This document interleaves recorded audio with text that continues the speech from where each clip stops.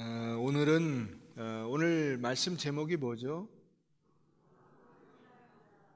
왕이라고 하는 것은 우상이다 하는 것입니다. 오늘 이 말씀을 우리가 살펴보려고 하는데, 지난주에 그 블레셋에 빼앗겼던 언약궤, 이 언약궤는 하나님의 임재의 상징이었는데, 그 언약궤가 하나님께서 홀로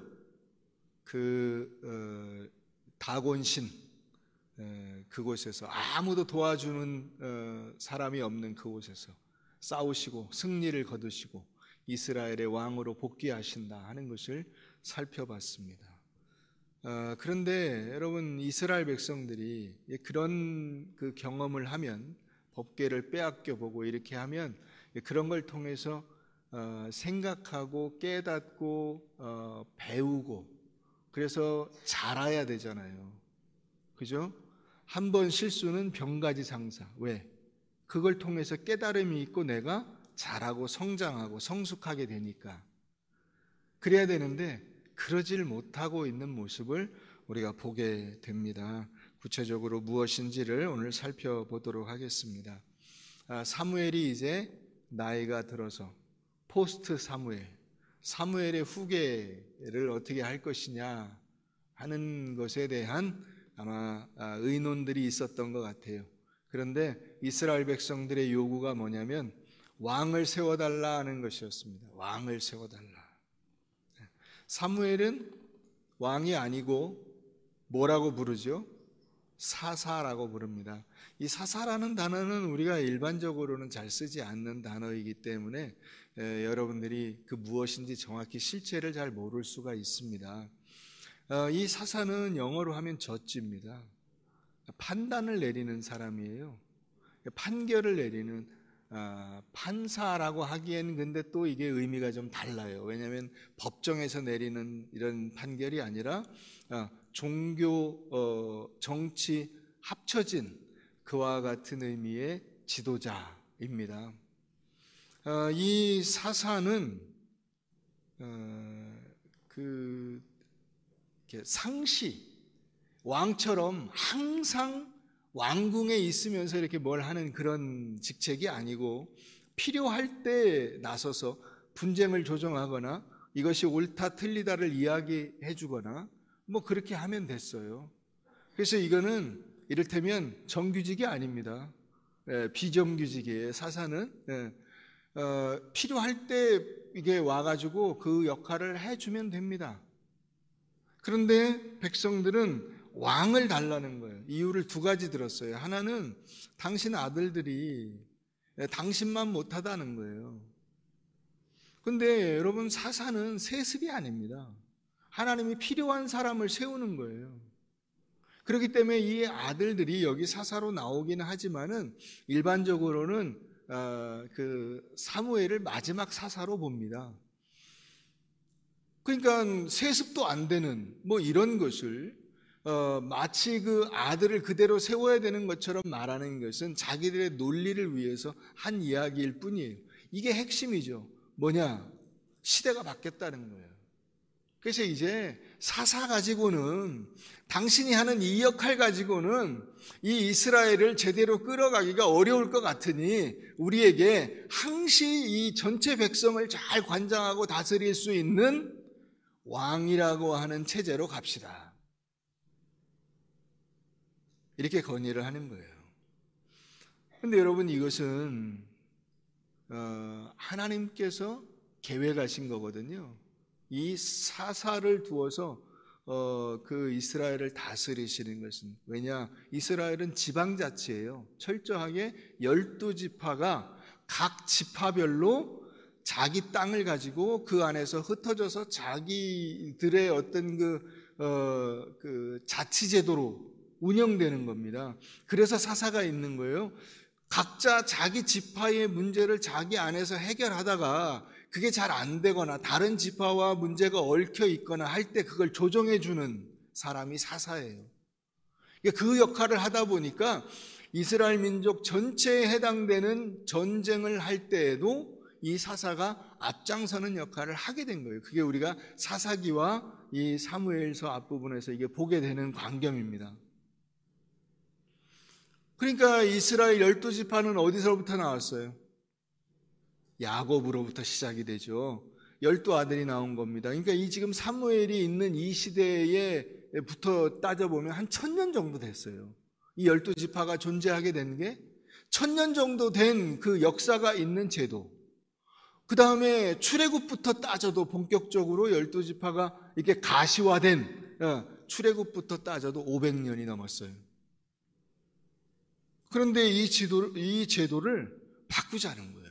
왜냐? 전쟁을 해보니까 적들은 세고 또 그 나라에 보니까 이게 돈이 많아가지고 막 무기를 막 이게 좋은 무기들을 가지고 쳐들어오는데 우리도 저런 나라들처럼 돈도 많고 군사력이 셌으면 좋겠는데 그 나라하고 우리하고 다른 점이 뭐냐? 왕이 있는 거다 이렇게 본 거예요. 왕이 있는 거다. 그런 나라들에는 왕이 있고 우리한테는 왕이 없다. 그러니 왕을 주세요. 이렇게 됩니다. 여러분, 이스라엘 백성들이 전쟁에 패배하게 된 것은 성경에 어떻게 나옵니까? 뭐 때문이에요? 원인이 뭐예요? 하나님의 말씀대로 살지 않고 하나님의 명령을 거역하고 자기들 마음대로 살아서 우상 숭배하고 교만함으로 자기 뜻대로 자기 주장을 해서 하나님의 명령을 불순종하여 살아간 그것 때문에 하나님께서 책망하시고 징벌을 내리신 거예요. 근데 이스라엘 백성들은 지금 그걸 전혀 생각지 않는 겁니다. 나에게 있는 어려움이나 혹은 지금 이 문제가 왜 나에게 지금 주어진 것인가 하는 것에 대한 고민이 없는 거예요. 그걸 외부에 있는 어떤 시스템을 고치면 바꿀 수 있다고 생각을 하는 거예요. 이들의 왕을 요구하는 이 요구는 세 가지 점에서 문제가 있습니다. 첫 번째는 하나님이 세상에서 가장 뛰어난 왕이시라는 사실을 무시하는 겁니다. 여러분, 하나님이 이스라엘 백성들의 왕 되심을 성경에 보면 수도 없이 이야기하고 있습니다. 근데 이스라엘 백성들은 지금 그 왕, 하나님의 왕 되심을 무시하고 왕을 세워달라는 거예요. 그래서 하나님이 오늘 말씀하신 거죠. 그게 사무엘 너를 버리는 것이 아니라 나를 버려서 나로 하여금 그 왕의 자리에서 쫓아내는 것이다. 여러분, 이스라엘 백성들이 그 애굽에서 하나님이 구해내셨습니다. 근데 애굽에는 그 왕의 이름은 각각 따로따로 있어요. 근데 이를테면 황제라고 하는 그런 이름이 바로라고 하는 이름이 바로가 그 황제라고 하는 호칭 같은 겁니다. 자, 바로가 있어요.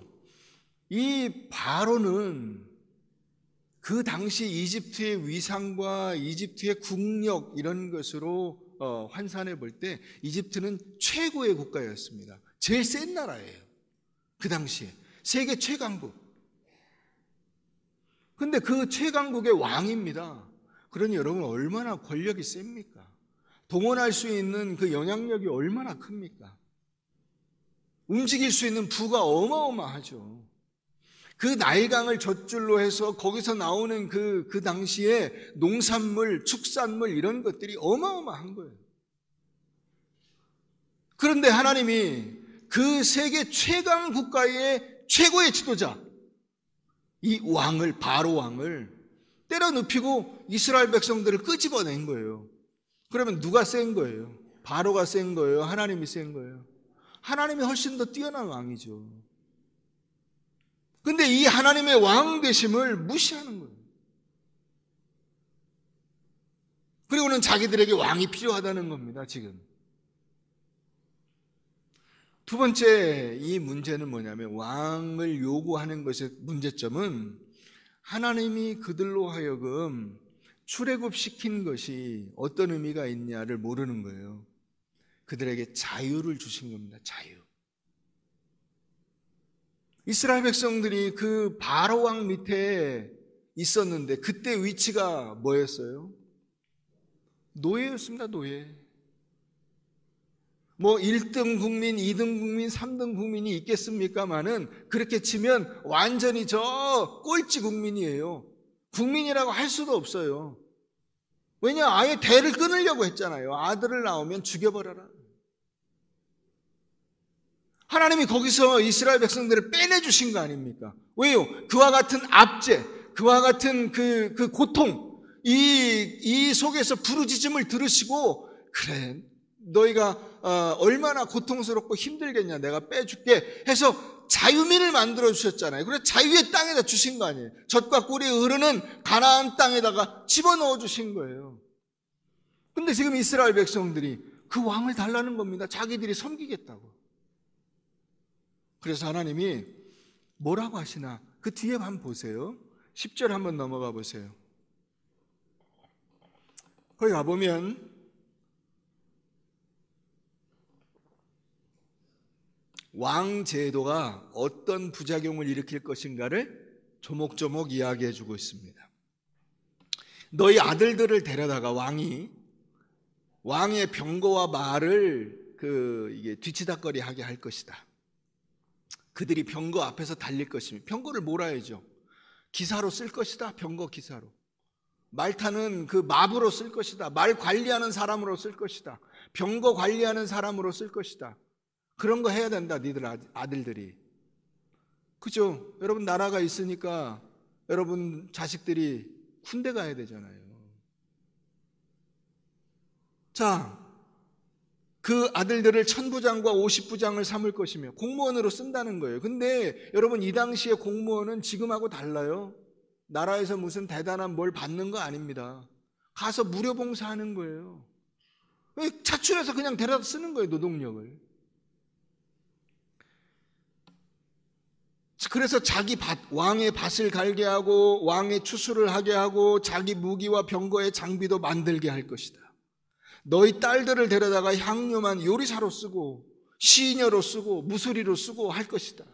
또 너희 밭과 포도원과 감람원 중에서 제일 좋은 거를 뺏어갈 것이다. 세금으로 걷어가야죠. 또 너희 곡식과 포도원 소산의 11조를 거두어 자기의 관리와 신하에게 줄 것이며 그가 또 너희 노비와 가장 아름다운 소년과 나귀들을 끌어다가 자기 일을 시킬 것이며 너희 양떼의 10분의 1을 거두어 가리니 그가 너희 종이 될 것이다. 그래도 하겠냐? 19절 가보세요. 19절. 백성이 사무엘의 말 듣기를 거절하여 이르되 아니로소이다. 우리도 우리 왕이 있어야 하리니. 참 이게 어려운 겁니다. 여러분 사람의 고집이라는 것이요, 말로 해서는 깨닫지를 못해요. 그래서 성경에 사람이 어리석은 짐승과 같다 이렇게 표현하고 있어요. 깨달음이 없는 사람. 하나님께서 이렇게 조목조목 지적해 주시고 내가 너희의 왕 되어 너희를 다스리고 너희에게 자유를 주지 않냐. 그 자유를 가지고 하나님과 정말 자유로운 관계로 하나님이 우리 아버지가 되시고 우리는 그분의 자녀가 돼서 주 안에서 기쁨과 감사를 나누며 살아가는 그런 삶을 살자고 하나님이 가나안 땅으로 불러들이신 건데 왕을 달라. 야, 왕 필요 없어. 너희에게 왕이 생기면 너희가 굉장히 그 밑에서 신음하며 고통을 받게 될 거야 라고 말해줘도 아니라는 거예요. 아니라는 거예요.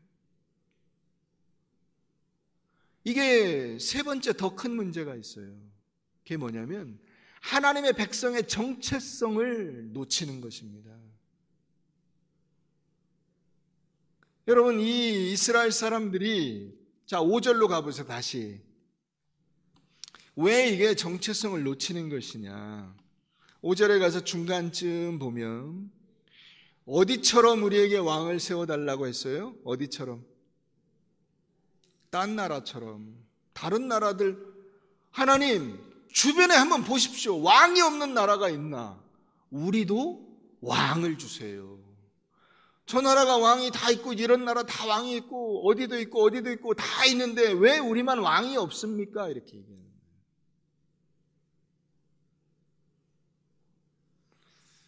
오늘 여러분들은 참 진짜 대단하신 분들이에요. 왜냐? 남들 다 철수네 집도 휴가 가고 영희네 집도 휴가 가고 다 휴가 가고 놀러 가는데 오늘 여기 와서 앉아 계신 거잖아요. 아빠, 우리도 휴가 가요. 그 얘기를 물리치고 어디 까불고 있어. 일로 와. 예배 드려야지. 여기 오신 거 아니야. 대단한 거죠. 이게 하나님의 백성의 정체성을 놓치는 거예요. 딴 나라처럼, 다른 사람들처럼, 세상 사람들처럼 나도 하나님의 백성됨을 놓치는 거예요.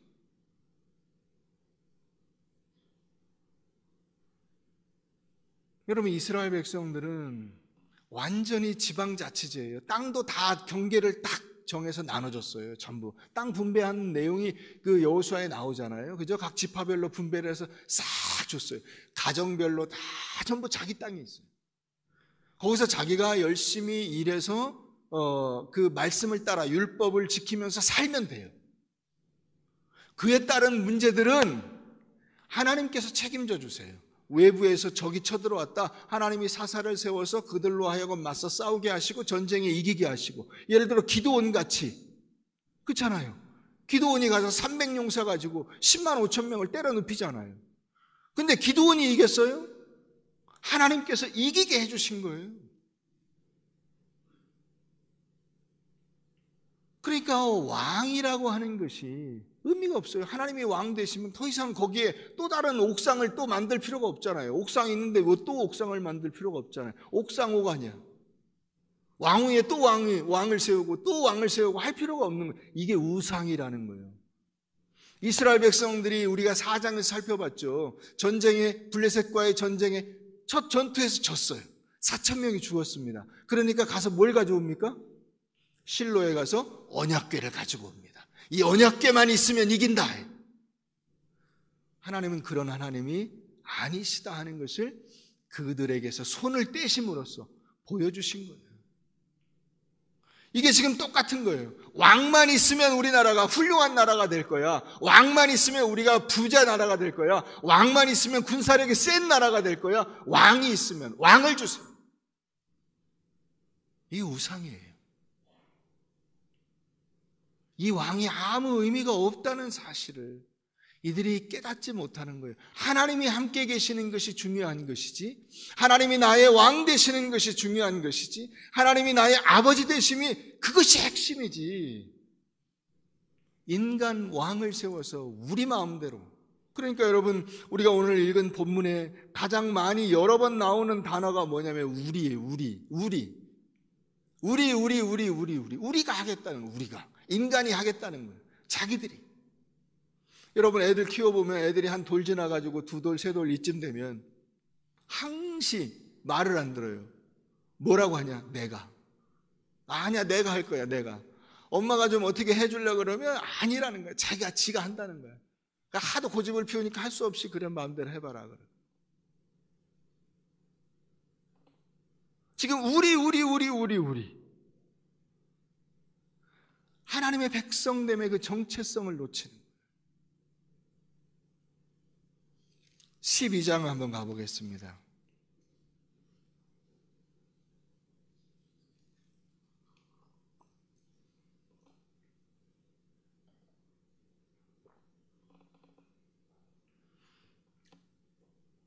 (6절입니다) 사무엘이 백성에게 이르되 모세와 아론을 세우시며 너희 조상들을 애굽 땅에서 인도하여 내신 이는 여호와이시니 그런즉 가만히 서 있으라. 여호와께서 너희와 너희 조상들에게 행하신 모든 공의로운 일에 대하여 내가 여호와 앞에서 너희와 담론하리라. 이야기를 좀 하겠다는 거예요. 사무엘이 이제 마지막으로 백성들에게 한마디 하겠다는 겁니다.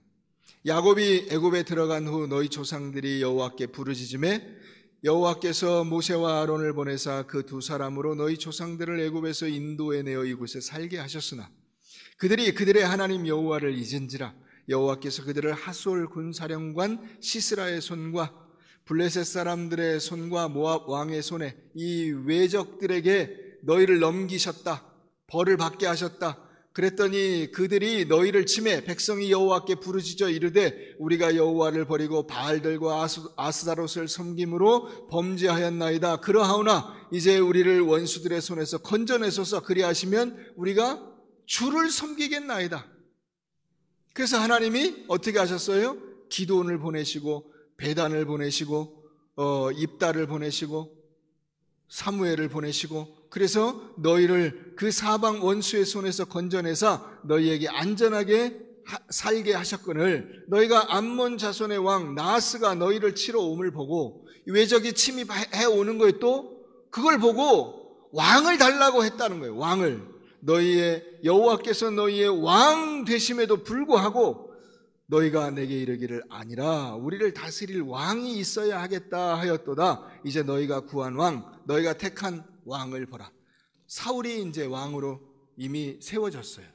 그 사울을 놓고 이야기하는 겁니다. 자, 이 왕을 봐라. 하나님이 너희에게 왕을 세우셨다. 자, 근데 이 왕이 할 수 있는 게 뭐냐? 왕이 할 수 있는 게 뭐냐? 암몬하고 전쟁을 하면 이 사울이 데리고 나가서 사울이 싸워서 이긴 거냐? 아니라는 거예요. 하나님이 이기게 하신 거라는 거예요. 이 그 말이에요.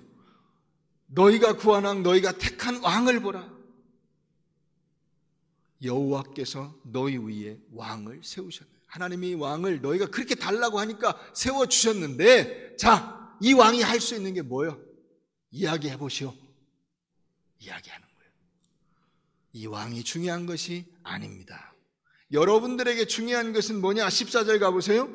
너희가 만일 여호와를 경외하여 그를 섬기며 그의 목소리를 듣고 여호와의 명령을 거역하지 아니하며 또 너희와 너희를 다스리는 왕이 너희의 하나님 여호와를 따르면 좋겠지만은 하나님 말씀 따르는 것이 훨씬 더 중요한 일이다. 너희가 만일 여호와의 목소리를 듣지 아니하고 여호와의 명령을 거역하면 너희 손이 너희 조상들을 치신 것처럼 너희를 치실 것이다. 그래서 그것을 입증해 내겠다, 보여주겠다, 맛을 보여주겠다 하는 거예요. 그래서 어떻게 하느냐? 17절 가보세요. 오늘은 밀베는 때가 아니냐? 추수 때예요. 한 해 농사가 다 이제 끝났어요.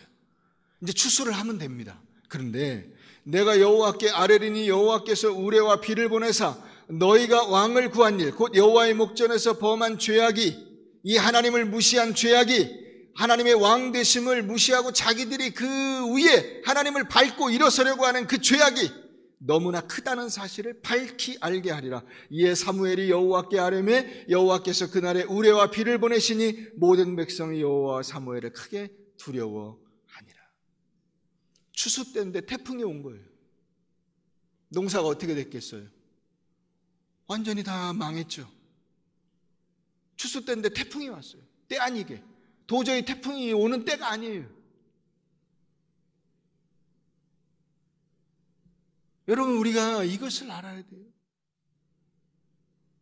우리 힘으로 뭔가 한다고 생각하지만은 우리 힘으로 할 수 있는 게 없어요.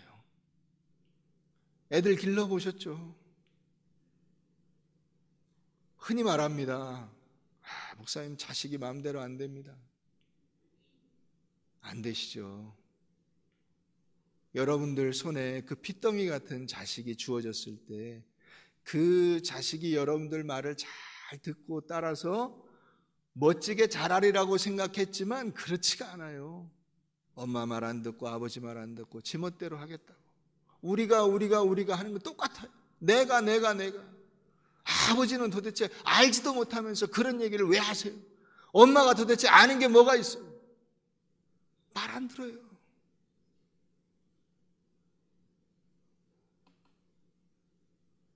여러분 남편이, 여러분들의 아내가 여러분들 말 듣습니까?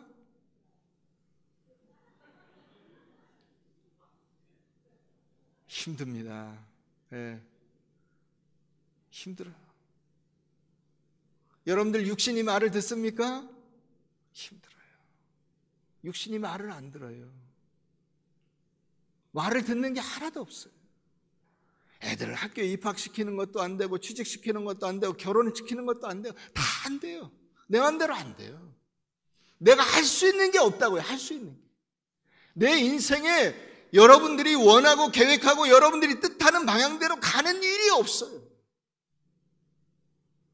하나님께서 해주시는 거예요. 그래서 우리는 하나님 앞에 꿇어 엎드리는 겁니다. 근데 수많은 사람들이 이걸 놓치는 거예요. 여러분, 오늘날도 많은 그리스도인들이 왕을 구합니다. 왕. 하나님, 왕을 주세요. 이번에 우리 아들이 대학 가는데 하나님 좋은 대학에 붙여주시기만 하면 제가 하나님 원하시는 대로 다 하겠습니다.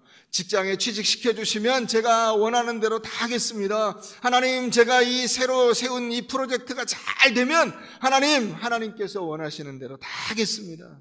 그럼 그게 왕이에요. 그게 여러분들의 왕이에요. 그것만 있으면 모든 문제가 해결되리라고 생각하는 거예요. 그것만 있으면 여러분들의 염려, 근심, 불안 다 끝나고 행복이 시작이라고 생각을 하는 거예요. 이 우상이에요.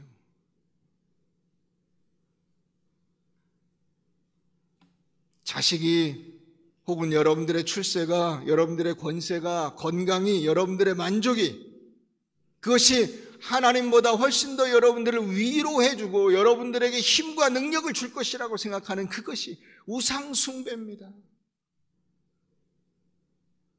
실상은 어떻습니까?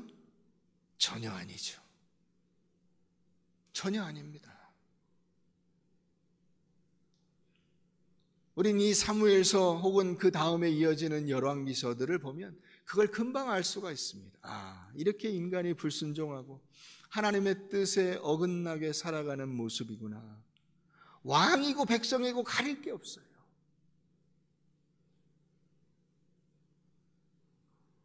여러분, 많은 사람들이 하나님을 나의 왕으로 모시고 그분의 자녀로 살아가는 일에 무관심합니다.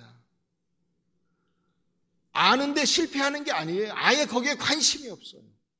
하나님께서 나의 왕 되시고 나는 그분의 자녀가 돼서 그분을 신실하게 따라가며 그분과 아름다운 교제를 나누며 하나님이 내게 베풀어 주신 그 놀라운 사랑에 보답하며 나도 하나님을 사랑하고 그분의 말씀에 순종하여 살아가는 이런 삶에 관심이 없어요. 그리고는 왕을 달라는 거예요.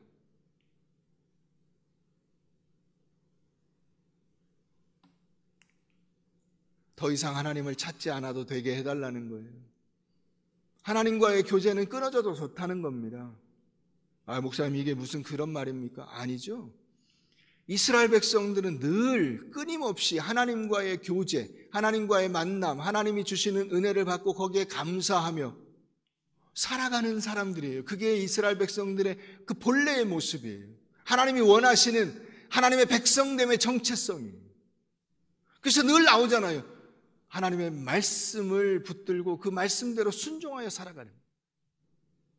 이 순종이 단순히 명령을 하고 예 알겠습니다, 그게 아니라 여러분들의 부모와 자식 간의 관계 속에서 가장 아름답고 바람직한 것이 뭡니까?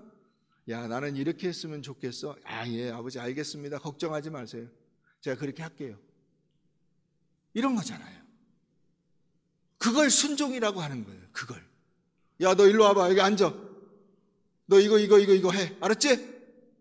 예. 이게 순종이 아니에요. 그런 의미의 순종이 아니에요. 하나님이 원하시는 순종은.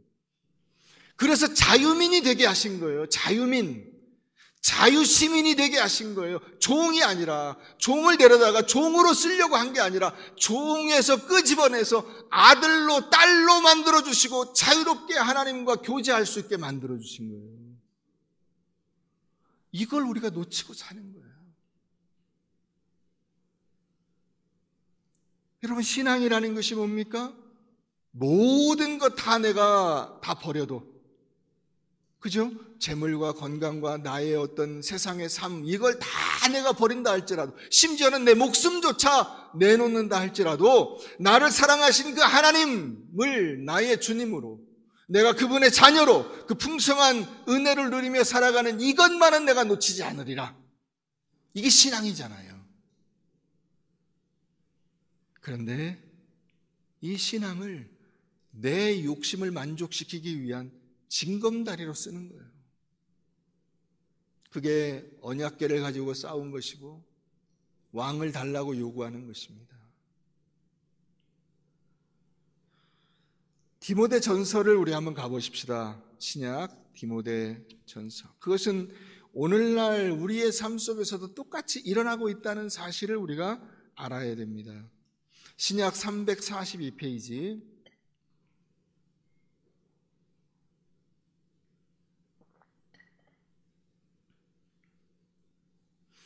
이 왕에 대한 요구는 오늘날 우리의 삶 속에서도 여전히 계속되고 있습니다. 6절. 그러나 자족하는 마음이 있으면 경건은 큰 이익이 되느니라. 하나님 섬기는 것이 그렇게 은혜롭고 기쁘고 감사한 일이 될 수가 없는 거예요. 우리가 이 세상에 아무것도 가지고 온 것이 없음에 또한 아무것도 가지고 가지 못하리니 우리가 먹을 것과 입을 것이 있은즉 족한 줄로 알 것이니라. 부하려 하는 자들은 시험과 올무와 여러 가지 어리석고 해로운 욕심에 떨어지나니 곧 사람으로 파멸과 멸망에 빠지게 하는 것이라. 돈을 사랑함이 일만하게 뿌리가 되나니 이것을 탐내는 자들은 미혹을 받아 믿음에서 떠나 많은 근심으로써 자기를 찔렀도다. 욕심내기 시작하면 믿음을 버리게 된다는 것입니다. 욕심내기 시작하면, 마음에 이 탐심이 들어오면 결국 신앙생활을 저버리게 됩니다. 신앙의 껍데기는 유지하고 있을런지 몰라요. 그러나 마음속에는 이미 왕이 자리 잡고 있는 거예요. 인간 왕이. 하나님이 없어지고 하나님의 자리를 치워버렸어요. 그리고는 거기다가 돈의 자리, 쾌락의 자리, 권세의 자리, 내 만족의 자리만 만들어놨어요. 그러나 우리가 어떻게 살아야 되느냐? 15절 가보십시다. 기약이 이르면 하나님이 그의 나타나심을 보이시리니. 하나님은 어떤 분이시냐? 하나님은 복되시고 유일하신 누굽니까?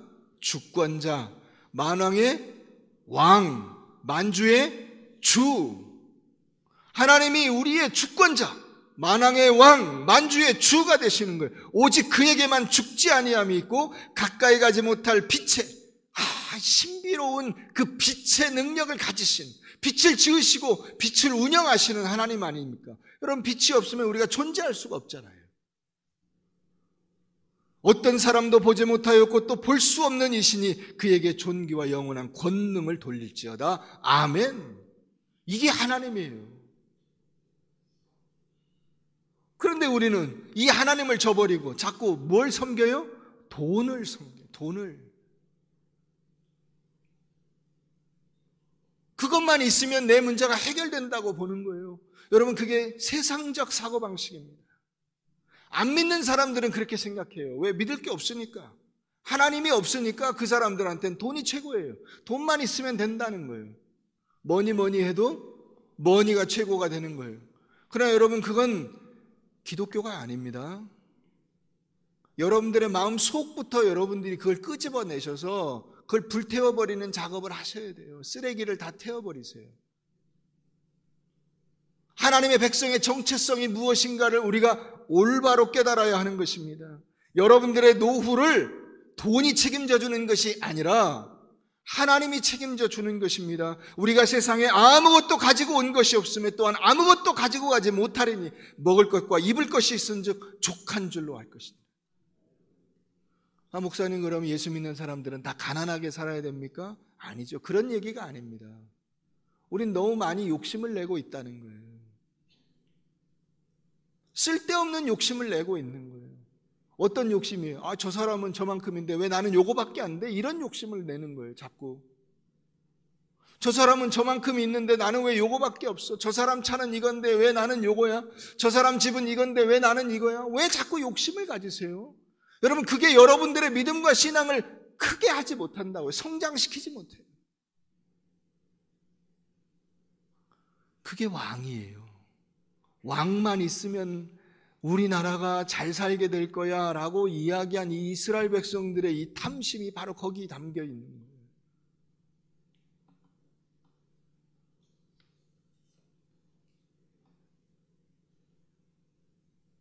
하나님께서 우리의 삶의 현장을 우리에게 주십니다. 여러분들이 다 각각 직장도 다니시고 학교도 다니시고 뭐 사업을 운영하시고 여러 가지 일들을 하시는데 하나님이 왜 그걸 우리에게 주셨냐라는 것을 여러분 생각해 보셔야 돼요. 하나님께서 왜 여러분들에게 여러분들의 삶의 현장을 주신 것이냐? 그 여러분들이 그곳에서 만나는 그 어떤 사람들, 믿지 않는 사람들, 특히 그 사람들에게 하나님을 왕으로 섬기는 하나님의 백성으로서, 하나님을 아버지로 모시는 하나님의 자녀로서 살아가게 하신 거예요. 그 정체성을 드러내는 일이 우리의 사명이 되는 것입니다. 그러니까 여러분, 인생의 성공은 그와 같은 상황에서 내가 뭔 큰 업적을 이루어내는 것이 성공이 아니에요. 신앙인들에게 성공은 내가 하나님을 아버지로 모시고 하나님을 만왕의 왕, 만주의 주, 나의 주권자로 모시고 사는 그 백성의 정체성을 드러내는 것이 성공이에요. 내가 하나님의 자녀로서의 빛되고 아름다운 삶을 살아가는 그것이 성공이에요. 그 삶 자체가. 근데 우린 여기서 자꾸 뭘 원하냐? 왕을 내놓으라는 거예요. 하나님 필요 없으니까 왕을 주세요. 이러는 거예요.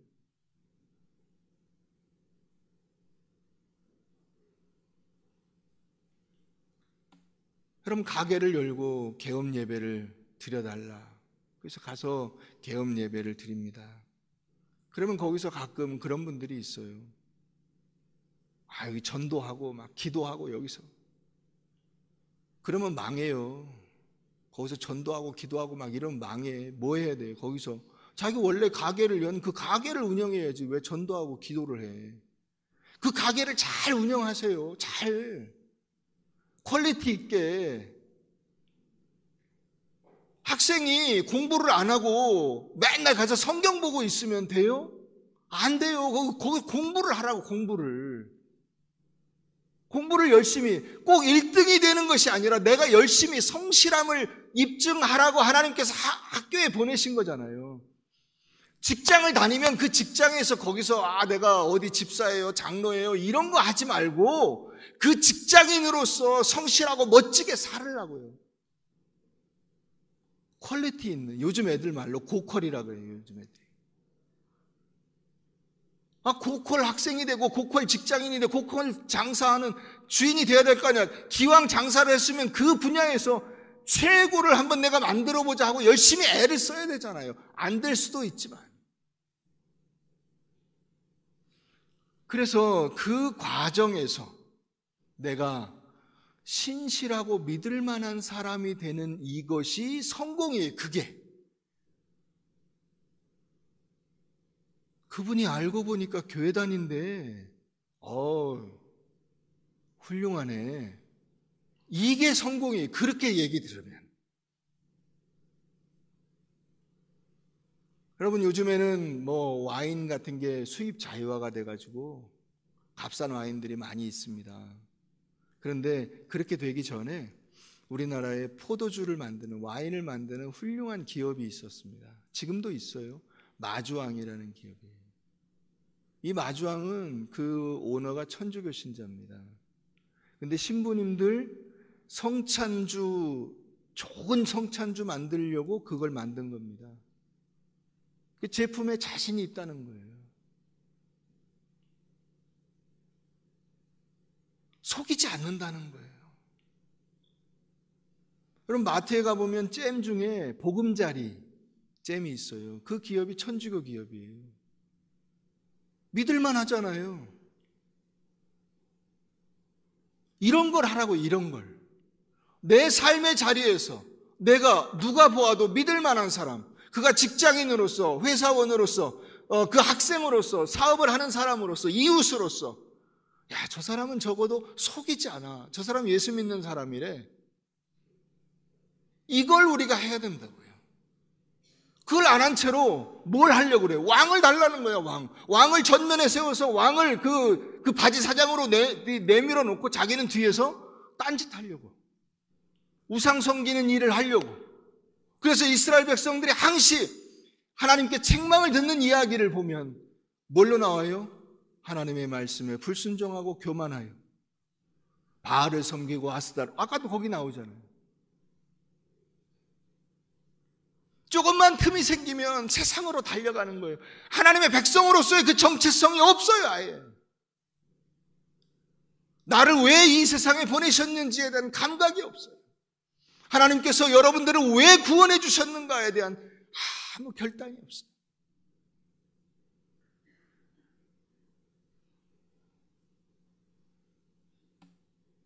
여러분, 우리가 하나님 앞에서 그 자녀 혹은 그 백성으로서 살아야 되는 나의 그 영적 책임, 신앙적 책임, 이것이 쉽지 않다는 것은 우리가 다 경험한 바입니다. 그러나 쉽지 않다고 해서 포기하는 것은 아니고 포기할 수도 없는 일입니다. 우리가 세상에 나가면 거기서 타인과 그 예수를 믿지 않는 세상과 만나게 됩니다. 그곳에서 우리가 그 사람들을 만날 때 하나님이 나타나고 하나님의 백성으로서의 정체성이 나타나는 거예요. 가서 종교적인 행위를 막 여러분들이 막 이렇게 하는 거 아니에요. 그럴 필요가 없어요. 직장 다니는데 막 신우회 조직해가지고 막 그 신우회에 막 무슨 막 리더가 돼가지고 막 직장 생활보다 신앙 생활을 더 열심히 하는 거, 그렇게 하는 거 아니에요. 그건 그 직장에 대한 예의가 아니에요. 거기서 여러분들은 가장 신뢰받을 만한 직장인으로 살면 돼요.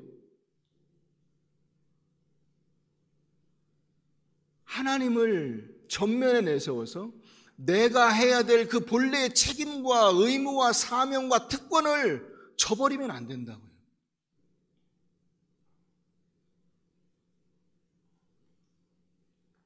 내가 살아가는 곳에서 모든 사람들 앞에서 하나님이 누구신가를 증언하는 그 사명을 하나님이 우리에게 주신 겁니다. 하나님은 누구시냐?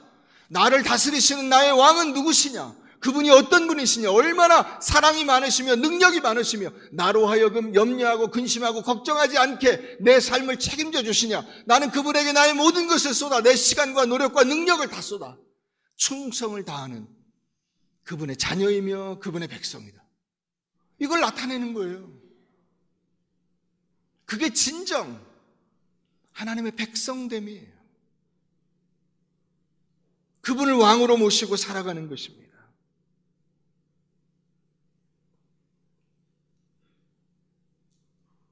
우리 영상을 하나 잠깐 보겠습니다. 믿음? 믿음? 믿어야 되나? 믿음. 믿음? 믿음? 아, 믿음! 그냥 띄워놓으세요. 여러분들을 보면 믿음이 생각나는 그런 존재가 되어야 됩니다. 믿음. 그렇지, 믿음으로 살지 그분은. 그렇지, 그분은 세상에 있는 다른 사람들과 달라. 내 안에 나의 왕, 나의 주, 나의 주권자, 나를 다스리시는 나의 주님, 나의 아버지, 그분이 계실 때, 그분을 내가 믿을 때 내가 믿을 만한 사람이 되는 겁니다. 그게 진짜 잘 믿는 거예요.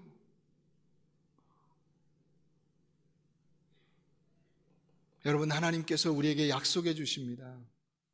너희는 염려하지 말라. 무엇을 먹을까, 무엇을 마실까, 무엇을 입을까 염려하지 말라. 그거는 누가 하는 거라고요? 하나님을 알지 못하는 사람들이 하는 거라고요. 그건 다 이방 사람들이 하는 것이다.